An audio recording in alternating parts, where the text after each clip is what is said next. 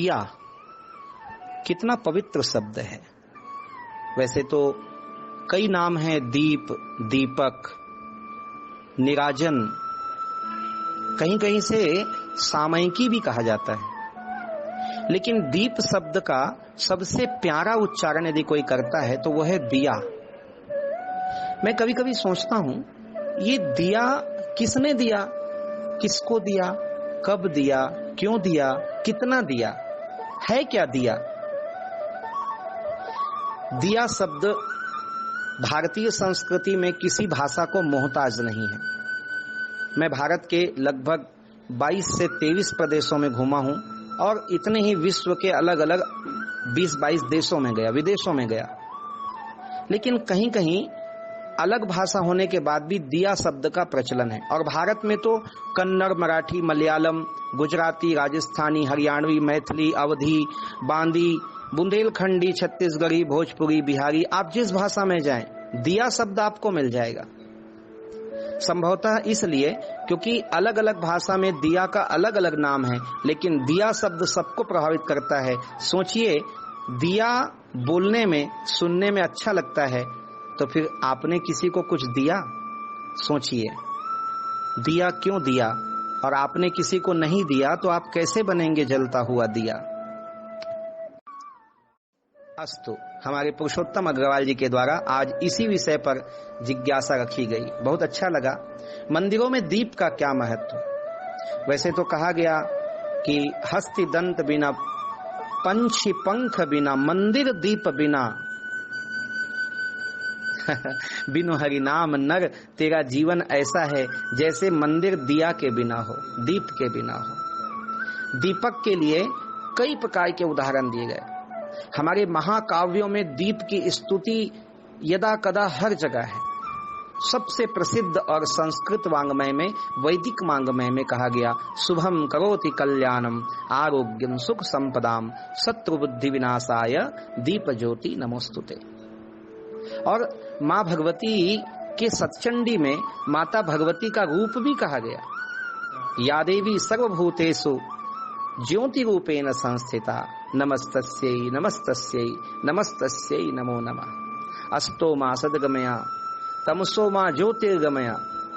तो दीप की कितनी वंदना। भारत देश में दीप दान की बड़ी प्राचीन परंपरा है। दीप पर्व और दीप उत्सव के लिए कहीं पर दीपावली, कहीं पर देव दिवाली, कहीं पर दीपोत्सव, कहीं पर दीप मंगल।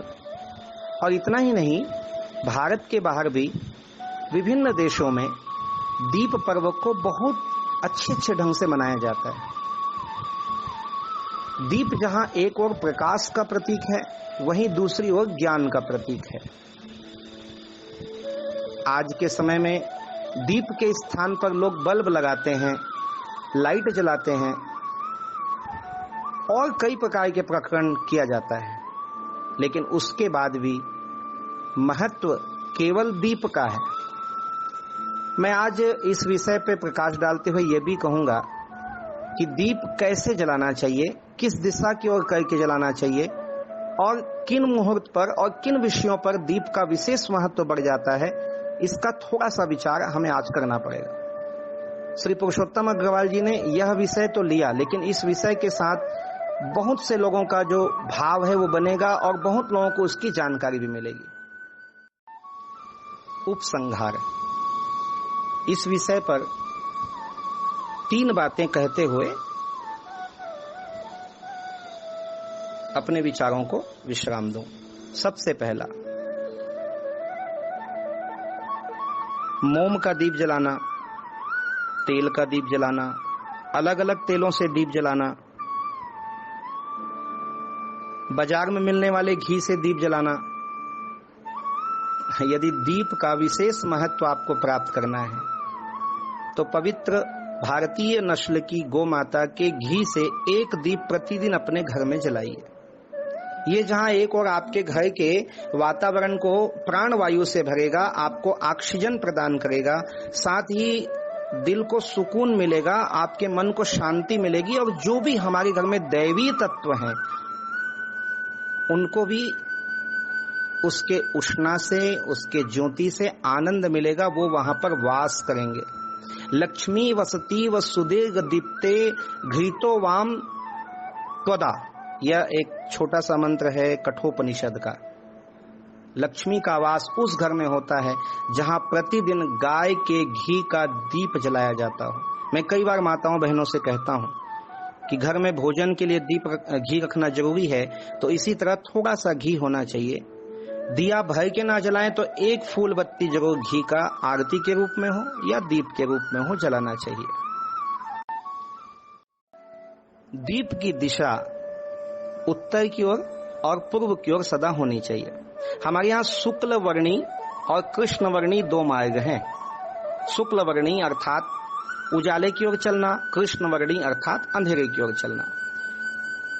जो न्यूनतम प्रजातियां भूत प्रेत पिशाच या ऐसे दुरात्मा जो अधोगति को प्राप्त हुए हों वो पश्चिम और दक्षिण की ओर, और जो पुण्य आत्मा होते हैं या देव आत्मा है उनका वासस्थान उत्तर और पूर्व की ओर होता है। दीप का मुंह हरदम पूर्व और उत्तर की ओर रखें। विशेष पर्व पर दीपावली में बहुत सारे दीप जलाने होते हैं, तो आप किसी भी दिशा में दीप सजावट के लिए रख सकते हैं, लेकिन प्रतिदिन पूजा के लिए उत्तर और पूर्व दिशा में ही दीपक का मुख रखना चाहिए। आप तुलसी के चबूतरे में दीप जलाते हैं तो दीप की एक परिक्रमा तुलसी को जरूर करवाना चाहिए। दीप लेके परिक्रमा करने का पुराना विधान रहा। पहले आंगन होते थे, आंगन के मध्य में तुलसी का चबूतरा होता था और माताएं या पुरुष वर्ग या छोटे बच्चे भी तुलसी की परिक्रमा किया करते थे। आज समयाभाव स्थानाभाव के कारण लोग इतना नहीं कर पाते हैं, लेकिन फिर भी हो सके तो दीप लेकर तुलसी के पास जब जाएं तो एक परिक्रमा आपको करनी चाहिए, दाहिनी दिशा से बाईं दिशा की ओर। मंदिर में दीप का महत्व क्या है, ये प्रश्न रखा गया। मैं कुछ विषय लंबा ही ले लिया। मंदिर में दीप का महत्व ऐसा ही है जैसे मंदिर में किसी मूर्ति की प्राण प्रतिष्ठा करना। मूर्ति रखी हो पर प्रतिष्ठा ना हो तो वह मूर्ति का पूजन विधान नहीं। इसी तरह मंदिर हो पर वहां दीप का स्थान ना हो, मंगल कलश ना हो, दीप ना जलाया जाता हो, दीप ना जलता हो, तो उस मंदिर में परमात्मा का वास नहीं। इसलिए यह सबसे पवित्र विषय पे आपने जिज्ञासा की पुरुषोत्तम अग्रवाल जी, बहुत बहुत धन्यवाद।